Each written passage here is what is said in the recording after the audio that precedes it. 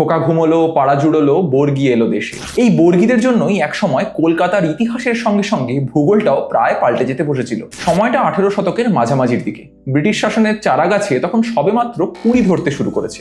মানে ওই ব্রিটিশরা তখন সবেমাত্র জিমে যাওয়া শুরু করেছে, কিন্তু মাসল তখনও সেভাবে গজিয়ে ওঠেনি। তাই তখনও তারা কিছু কিছু জিনিসকে ভয় করত। আর সেখানে প্রতিপক্ষ যদি হয় মারাঠা বর্গীদের মতো দুর্ধর্ষ দুশ্মন, তবে তো আর কথাই নেই।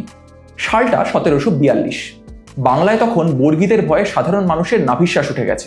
গ্রামকে গ্রাম তছনছ করে ফেলছে বর্গীরা। সাধারণ মানুষ প্রাণের ভয়ে ঘর ছেড়ে পালাচ্ছে। আর এইদিকে ব্রিটিশরা তখন তাদের অতি শখের কলকাতা শহর তৈরি করতে শুরু করেছে। তাদের রাতের ঘুম উড়ে যেতে শুরু করলো এই ভেবে যে বর্গীরা এসে তাদের কলকাতা শহরটি না ধ্বংস করে দেয়। মুর্শিদাবাদের নবাব তখন আলীবর্দী খাঁ। আলীবর্দী খাঁর সঙ্গে ব্রিটিশদের সম্পর্ক কিন্তু খুব একটা খারাপ ছিল না। তাই প্রাণ ভয়ে ইস্ট ইন্ডিয়া কোম্পানির ব্রিটিশরা তখন দ্বারস্থ হলেন আলীবর্দী খাঁ। তাই দুই তরফে প্ল্যান করে ঠিক করা হলো যে প্রধানত ঘোড়সওয়ার বর্গী বাহিনীর কলকাতা আক্রমণ ঠেকাতে একমাত্র উপায় হলো সমস্ত কলকাতা ঢোকার রাস্তাকে কেটে দেওয়া। আর তাই কলকাতার সীমানা বরাবর উত্তর দক্ষিণে গঙ্গাকে কানেক্ট করে কাটা হবে একটি বিশাল পরিখা। যেই ভাবা সেই কাজ।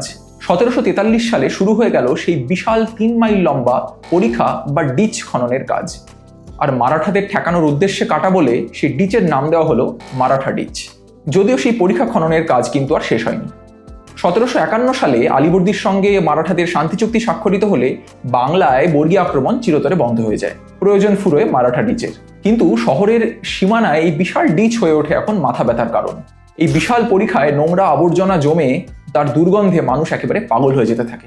কথিত আছে যে এই বিশাল পরিখায় নাকি হাতি পড়ে মরে পচে থাকতো, যার দুর্গন্ধে পাগল হয়ে যেত গোটা কলকাতা। এই সব সমস্যায় ব্যতিব্যস্ত হয়ে 1799 সালে ব্রিটিশরা এই ডিচ বোজানোর কাজ শুরু করে এবং তারপর এক সময় বোজানো অর্ধচন্দ্রাকৃতির ডিচের ওপর একই আকৃতির একটি রাস্তা তৈরি হয়, যার নাম হয় সার্কুলার রোড। পরবর্তীকালে এই সার্কুলার রোড প্রধানত আপার সার্কুলার এবং লোয়ার সার্কুলার রোড হিসেবে পরিচিত হয়।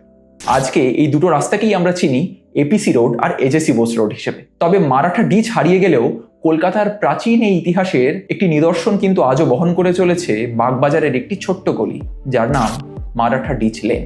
ইতিহাসের এরকম আরও অনেক না জানা কাহিনী শুনতে সাবস্ক্রাইব করুন ক্রোনোম্যাড।